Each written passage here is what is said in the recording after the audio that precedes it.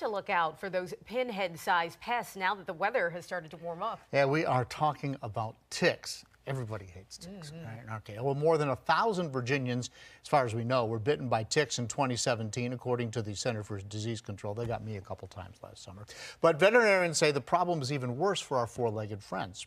10 News reporter Taj Simmons tells us why ticks are so dangerous for both people and pets. John Lynn's dog, Reggie, knows how to make a loud introduction. It's really nice to be able to get him out where he can run, and it wears him out a lot faster to hang out with the other dogs. But Reggie is at risk for a small, silent predator outside, ticks. It's easy to potentially get bit by one and not even know it. They're in places where even sometimes we miss it. Veterinarian Thomas Blazek says Roanoke's tick problem is a serious threat to pets this year. We run tick tests, which are blood tests to see if dogs have been exposed to tick-borne diseases, and I can tell you every day there's a positive test. And the warmer it gets, the worse it will be. People are outside more, the ticks are breeding more, you're seeing them hatch, they're finding animals, they're finding people. Blazak stresses how important anti-tick medication is to every pet owner he sees. Unfortunately, ticks carry a lot of dangerous diseases that affect both people and dogs. Well-tired dog. Lynn says Reggie has been on anti-tick medication since he caught fleas a few years ago. He says he will not take any chances with the tiny terrors against his big dog. He can't tell me necessarily when he's having problems. So I have to notice when he's limping or something because he's not going to come say anything. In Roanoke, Taj Simmons, 10 News, working for you. Kind of like a dog that barks on cue. Speaking of summertime and ticks, temperatures make it feel kind of like it's summer. Certainly, Jeff, and it seems like these temperatures are going to stick around for not just today. It's not just a fluke. That is exactly right. The heat's going to stick around, and oh, by the way, the humidity is going to increase as well. So it's going to feel every bit like June out here for about the next couple of days. Here's a look at the satellite and radar composite for us here locally. May have had a stray shower towards Highland County. Otherwise, today has been partly to mostly sunny, with all the real weather staying to the west of us. Now, as we take a look at what's going to happen in the sky tonight, attention sky watchers. You're going to want to look east before sunrise tomorrow, because just to the left of the little moon will be Mercury, and just to the north and also perhaps to the left of the moon, you're going to see a larger planet. That will be Venus. So two planets will be visible in the sky come tomorrow morning just before sunrise. Again, look to the east. Temperatures right now, 79 Lexington, 80 in Covington, 85 in Lynchburg, 84 Danville, also Martinsville. It's 80 in Wytheville. Out the door tomorrow, looks like temperatures are going to start out in the middle 60s. Highs tomorrow will top out likely in the middle 80s. Overall tomorrow, looks like we're going to be dry in the morning. Come the afternoon into the evening, we will have a better chance for some isolated to perhaps even widely scattered showers and thunderstorms, with the best chance for rain likely lying in the mountains. Lunch outside tomorrow, great idea. We're going to be very warm with even some sunshine in the forecast. So tomorrow, if you want to eat your lunch outside, have a little picnic, maybe take a little lunch break, you're looking good. Back to you. The White House is asking for $4.5 billion extra dollars in emergency border funding. That's on top of the almost $9 million the Trump administration has already requested from Congress for the 2020 budget. The White House says the money will not be used to build a border wall, but instead to handle an influx of immigrants at the southern border. Political analysts say this request could set up another budget battle.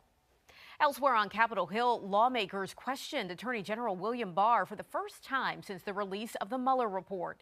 Just hours before today's hearing, news broke of Mueller's response to Barr's bottom line release. The special counsel sent a letter to Barr expressing frustrations about how his findings were characterized, particularly on obstruction. He wanted more out there to provide additional context to explain his reasoning on why he didn't reach a decision on obstruction. It was clear he had some genuine concerns about what you had said and done to that point. Senate Democrats say the letter suggests the Attorney General was misleading, but Republicans are more focused on the origins of the investigation, saying it's time to move on.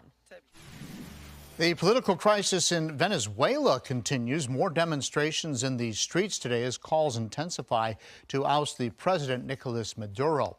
Violence in the streets of Caracas yesterday is giving way to more protests today. And while Maduro is hanging on thanks to continued support from most of the military, many Western countries, including the United States, are backing his opposition. The U.S. today condemning Russian and Cuban involvement in the crisis.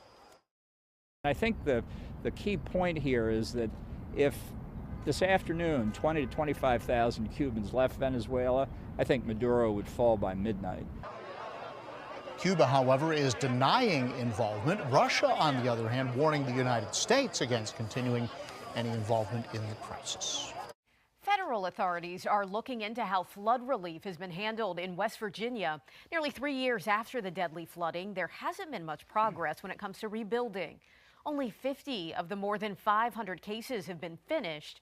U.S. Attorney Mike Stewart says leaders cannot wait to use the millions of federal dollars pledged to the Mountain State. West Virginia National Guard General James Hoyer took over the program, and he says he's planning major progress by the end of next month. The FDA says some sleeping pills will be getting stronger warnings. Marketed under the names Lunesta, Sonata, and Ambien, the pills will now require the strictest warnings about potentially dangerous side effects. There have been reports of rare but serious injuries and deaths resulting from some of those effects. The FDA says 20 deaths have been blamed on the pills. The Roanoke Valley's free carpool program has moved into the 21st century, introducing its first app. Ride Solutions launched the app last month. Before, its 2,300 members had to use email chains in order to find a ride. Now the process only takes a few seconds. Ride Solutions officials say the service is much different than ride-sharing apps like Uber and Lyft because it's community-based.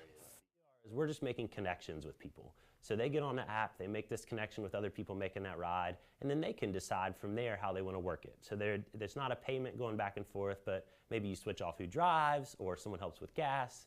But in turn, what you're doing is you're saving greenhouse gases. So there's all the matches. The app will also allow users to get reward points for carpooling that can be redeemed at businesses across Southwest Virginia.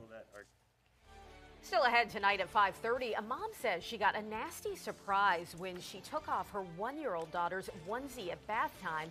She saw this, why she says a daycare owes her a lot of answers. Plus, soaring temperatures again today. Storm Team 10 has a look at when we could get a little bit of a cool down.